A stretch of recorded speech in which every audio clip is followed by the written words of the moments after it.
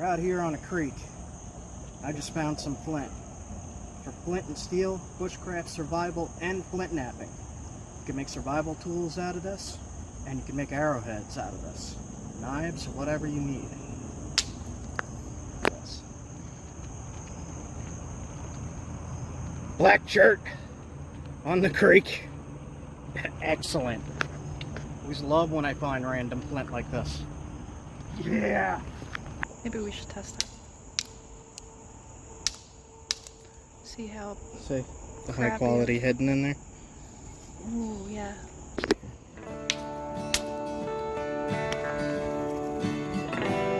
Yeah, good stuff. Black chert. Black chert.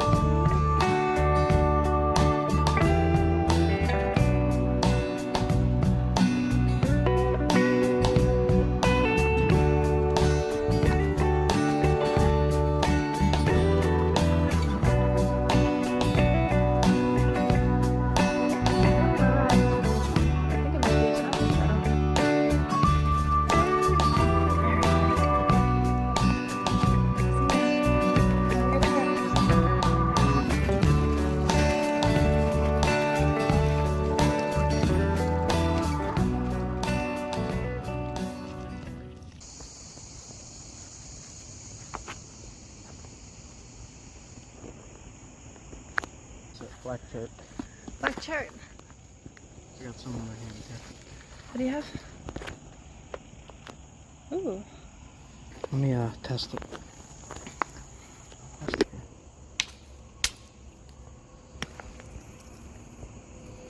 Yeah, good stuff. What kind of chert is that? Black chert. Pennsylvania black chert.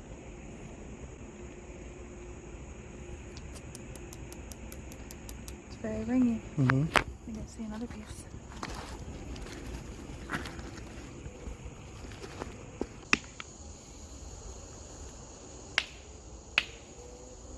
I don't know. Let's see. It's got a lot of crud in it. So a lot of crud here. Let's try this side. Oh, I mean, it is flint. is flint. Definitely smells like really strong like gunflint. It's not really too good. We'll leave this piece.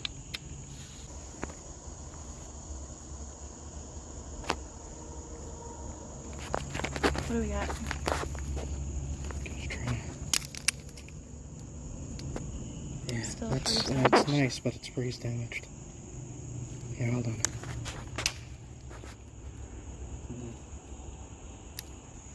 It's very, very damaged in there. Let's see that. It's limestone-ish. Weird.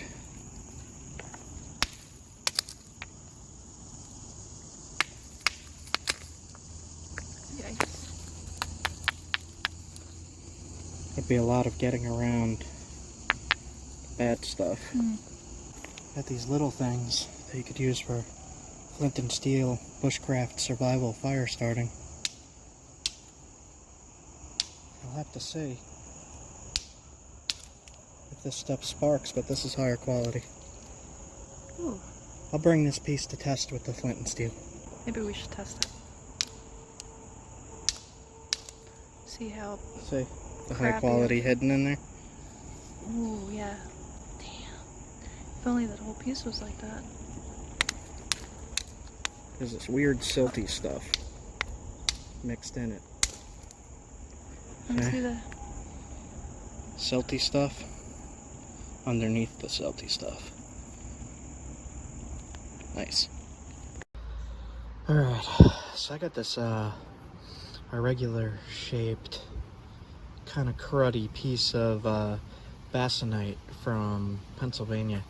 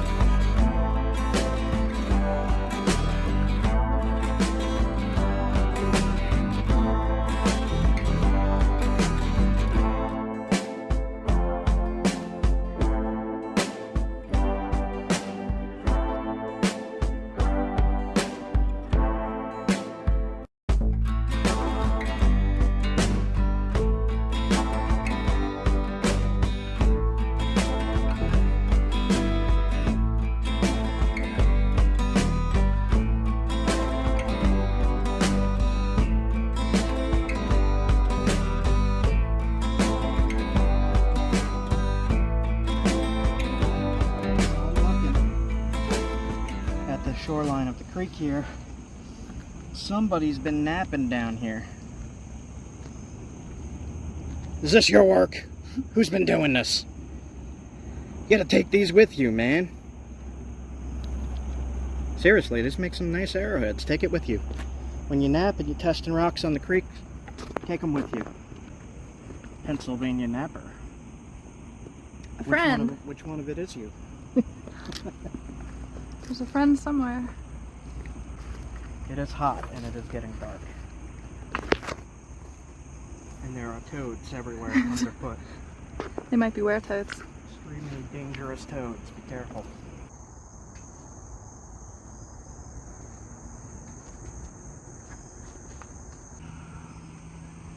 Cool. I wonder what exactly this stuff is. I have a good idea of what it is, but maybe one of my subscriber or archaeology friends or geology friends can chime in and let me know what kind of flint that is. I think I know what it is, but I'll let you guys decide. Drop a comment. The way I knew that that was a modern napper napping here was there were little percussion marks with dust, and I did see a tiny bit of copper and possibly a tiny bit of steel in that rock. If you look at my hammerstone, you could see the dust residue right there. That was on the flakes. So I could tell immediately if something is modern or not, for the most part. Well, very recent. Yeah, very recent. So, flint napping is the ancient skill of turning a block of stone into a usable tool, like an arrowhead or a knife. And people all the way back to before we were human did this to make their tools, to make their axes.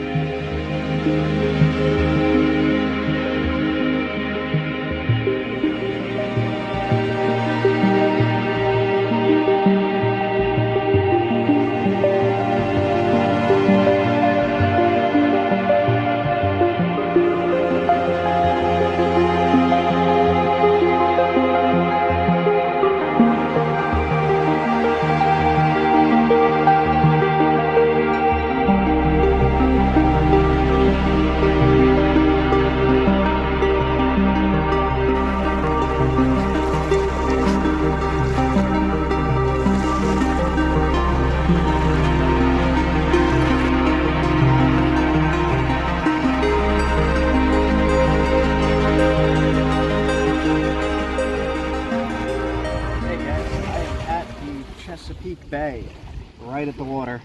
We just came over the bridge there, and I'm taking a quick look around, see what kind of rocks are here, look for maybe fossil shark teeth, maybe mastodon teeth, mammoth teeth. Who knows? I don't know. Always check. There's a lot of jellyfish, I'll tell you that.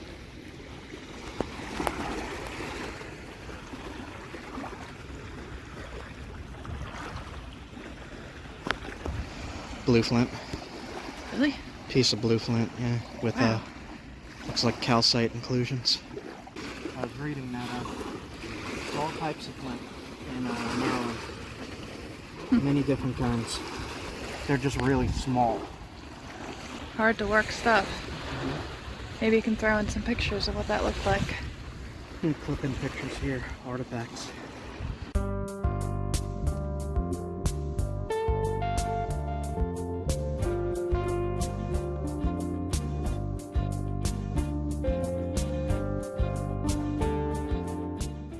I wanted to see what kind of rocks were here, what kind of fossils, what I could find on the shores. There's a lot of history under that water there. We just came over that bridge and I figured stop down here, take a look around. It's nice and hot down here in Maryland. Humid. Alright, I'm heading out.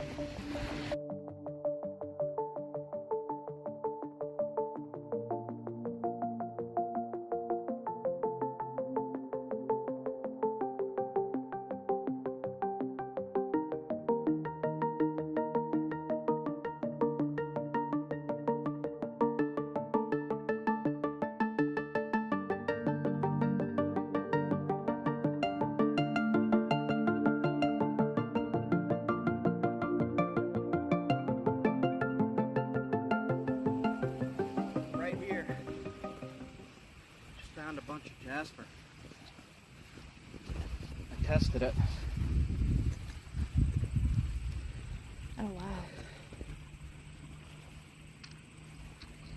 So little tiny cobbles of jasper. And I'll leave this piece, a little piece of gray flint. Awesome. And a really pretty shell. I like shells too. I often don't say that, but I do.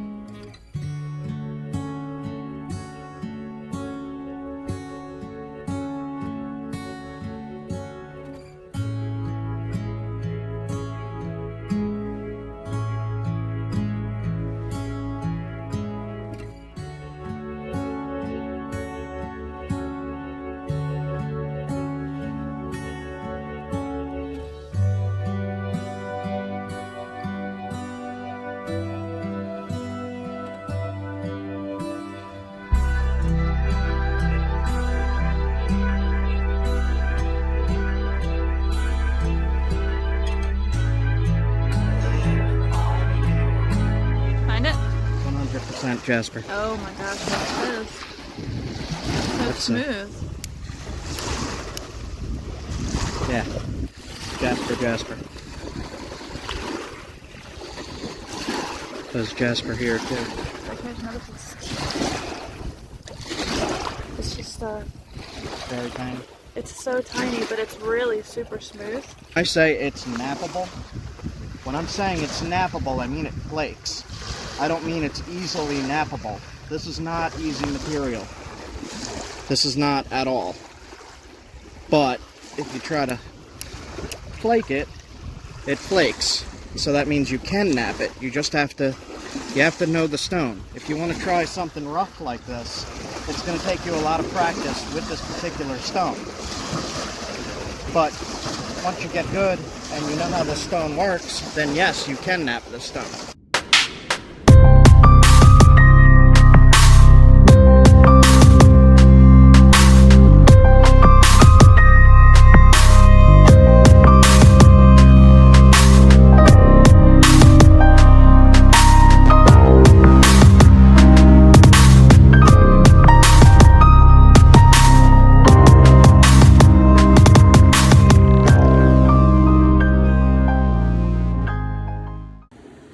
Artifact day, guys. Gonna explain some of these weapons of the hunt. These are artifacts that were found in Connecticut, and it shows the type of stone that was used, and it wasn't the best of stuff. It's around 9,500 years old. This is a later point, a woodland point called a lavana, as well as some flake tools, hide scrapers, and other tools used for not only hunting but also processing the game. And I just wanted to go over some things in this video with you. The game back in the Ice Age, the animals were very, very large, like this mastodon here, depicted in a snowy scene. This thing is huge if you stand next to it. Amazing creature.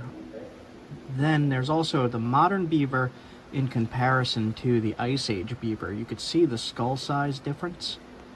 It's pretty amazing. Everything was bigger back then. And you can't tell how big this guy is. I'm just going to stick my hand in his eye and you'll be able to maybe tell a little bit, but this thing is huge, man.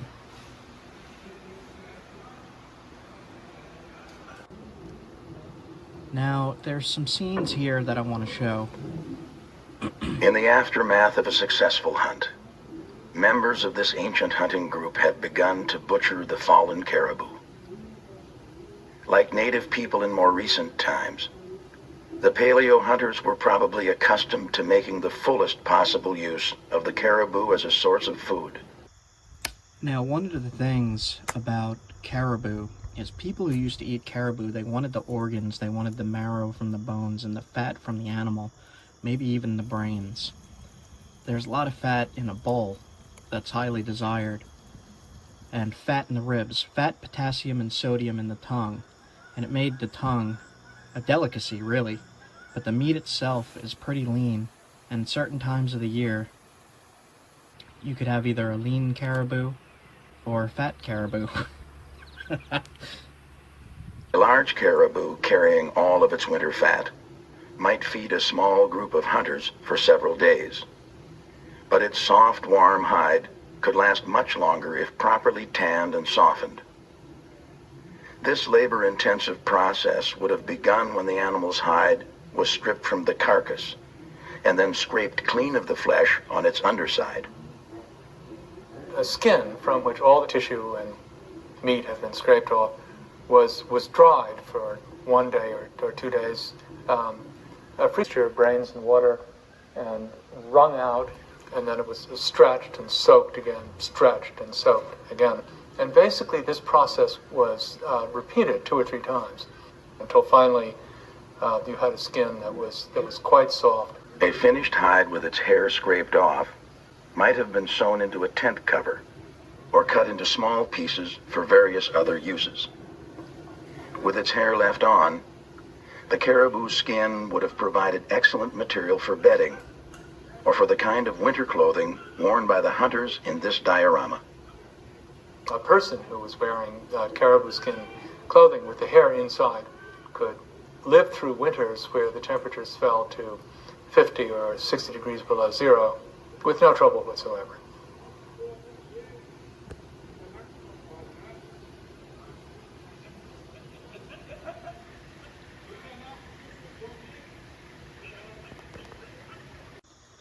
But if you're in a season where the caribou does not have much fat and it's a very lean caribou, you're going to want other animals to hunt, fatter animals, like possibly that beaver or seal or a walrus, something along those lines. I wanted to show the process of tanning a hide here. They used a mixture of brains and water to soften the skin and to preserve it. The successful hunt has come to an end, but the people's work is far from over. With razor-sharp stone tools and experienced hands, they will now begin to butcher the fallen caribou.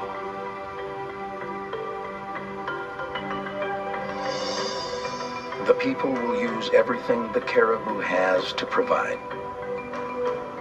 Not only food, but also material for valuable tools.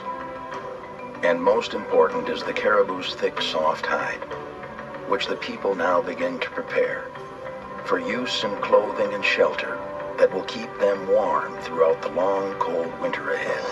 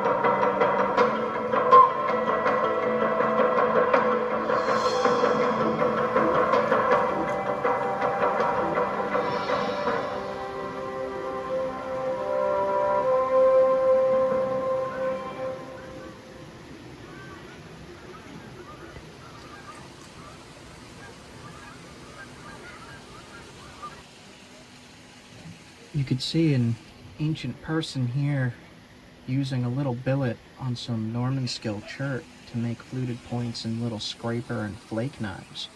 These flake knives, a lot of people that think it's just throwaway flakes, were actually tools. They were used for cutting leather, they were used for cutting skins, especially when you're skinning the animal. Those flakes work really well. After those animated hunting scenes here, you could really picture what the museum here is depicting, and you could actually see the spears in flight heading towards the caribou with the fluted points hafted onto the shafts.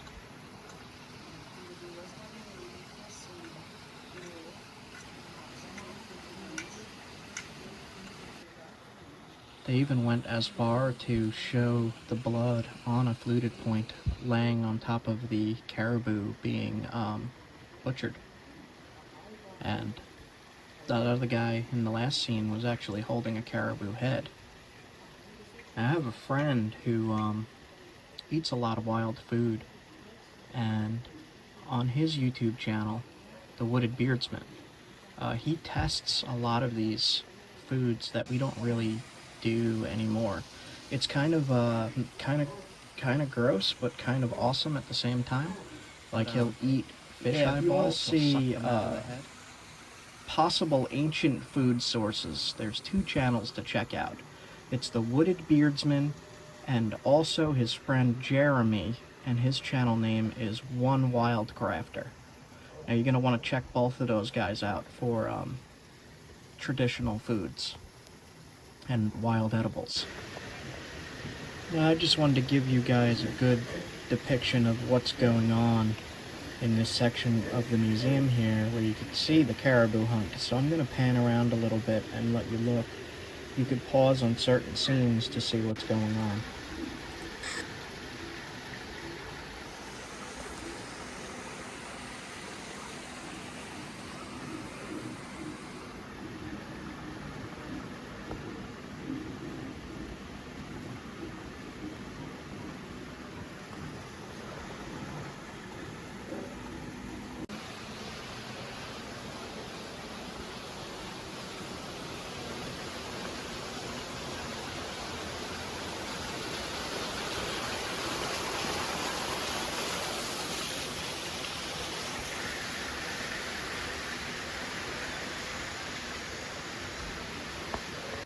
Now this is a different section of the museum, and it's actually a Native American village.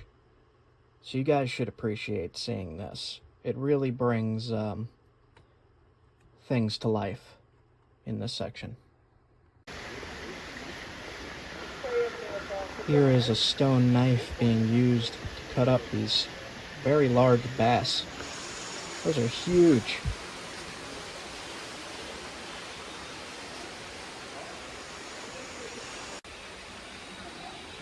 And here's what appears to be a father teaching their child, or maybe an uncle teaching their nephew, how to haft stone points and how to fletch stone points.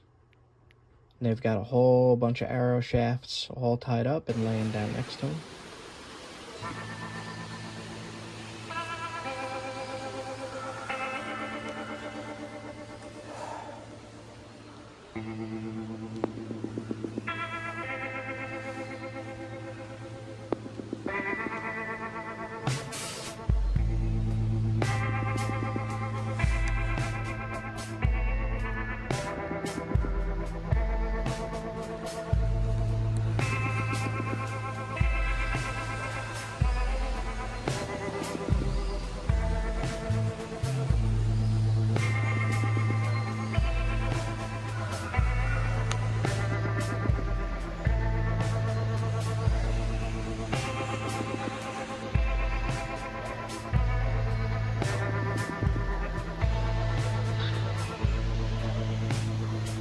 On today's journey, we're going to identify and find a material called flint and chert, which is used in the ancient traditional art of flintknapping. Flint and chert stone was crafted to make arrowheads, spear points, and knives by ancient peoples, as well as other numerous tools that they relied on for survival. We will also be looking at some examples of ancient artifacts, as well as some modern replications in this video. Stick around to the end, like, comment, subscribe. If you have any questions, feel free to ask in the comments and I will get to them as quickly as I can. Have a good time, guys.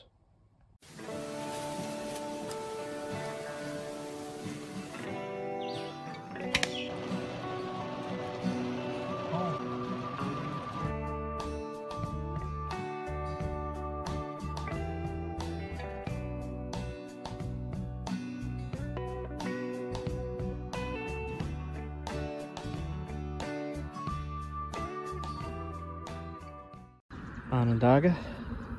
I got this crazy piece of gravel here. Let's see what we could do with it. I will do a full napping session later, but for now, I'm just going to see if I can make anything from this. I was working on this, doing some across flaking, and there's some damage in it. I should be able to fix it. Well, that worked. Look at that. Wouldn't exactly flute, but it worked. Kind of stalled out a little bit right here, but I did get it to go a little bit. If I worked on that more, a nice point out of this stuff, just out of gravel. Keep this in mind, guys. Alright, so I have followed this creek for many, many miles now. And as you can see, there's no rocks. So, unfortunate. I don't see any on the other side, nothing. Not a thing. Really pretty though. Wow. Alright. New plan. I'm gonna go somewhere else. There is some decent sized chunks here. That's a good piece.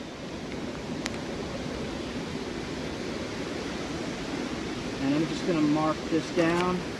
There's more right here.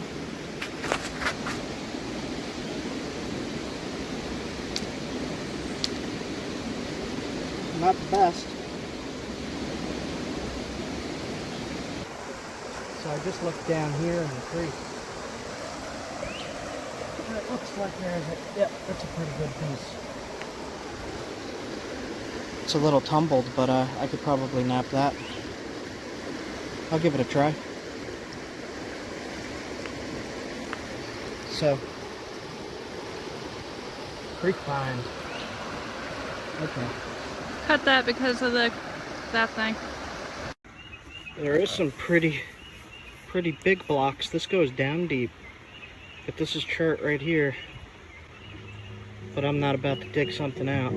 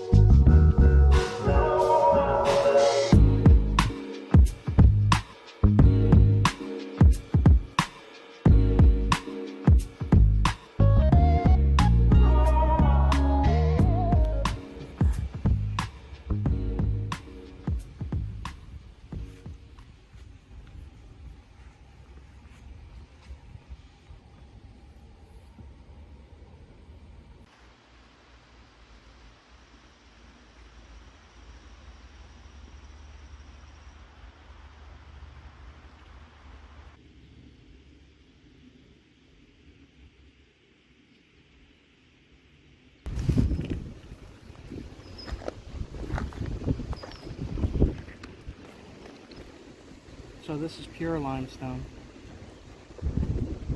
So there's more limestone. This I don't think is anything. I'll check it though. Here, hold the limestone.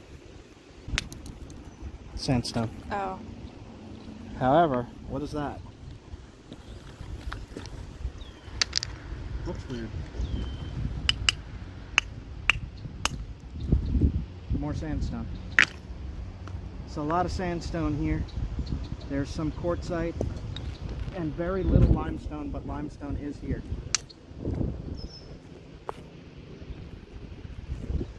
Where you find limestone, you can usually find flint. And we did see a few small pieces here. So this is what the limestone in this area looks like. It's usually a blue inside and a light blue white cortex weathering. So yeah, here's a nice piece of limestone right here. Try that, because Yeah. after that last video. Hear that ring? Mm-hmm. Usually means good material.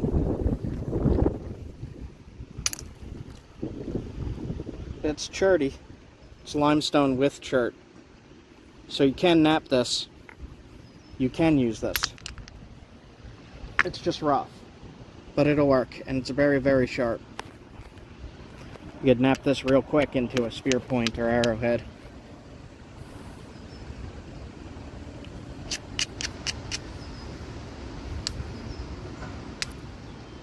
See, it flakes. If it flakes, you could use it. Good stuff. Good limestone here. So that is cherty limestone. It has chert in it. Look around a little bit more.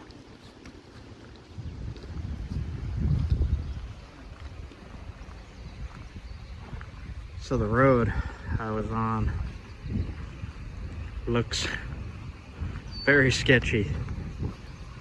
So I made a U-turn right here, which was also very sketchy. However, this area is extremely beautiful. So I hopped out of the car and I'm going to film some of it. Look at that.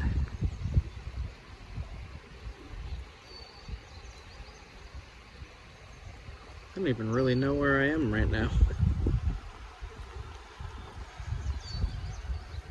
Pretty.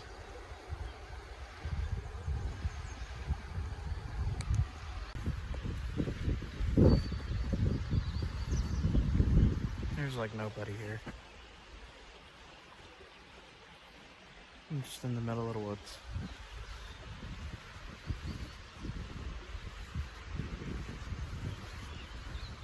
It's a dirt road now. Up there was paved.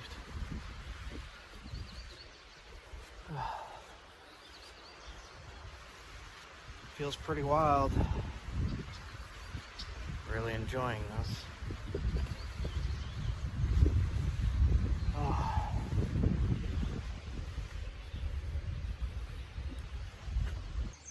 Look at that, guys. Little fall fish. Alright, we'll let him go.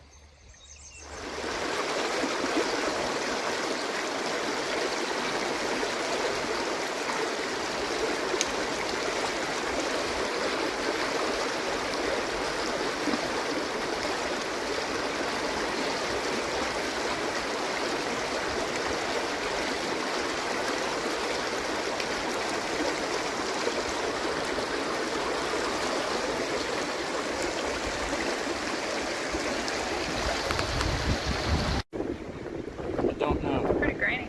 Feel how sharp that is. Ah, jeez.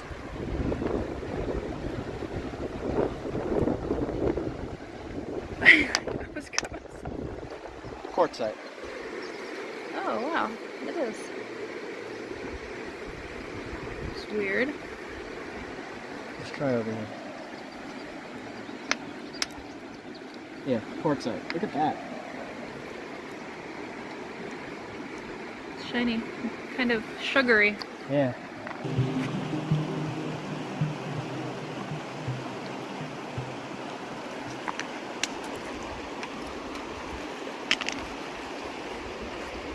It's all quartzites and limestone or shale. So I don't know what this is. Quartz. It's polished.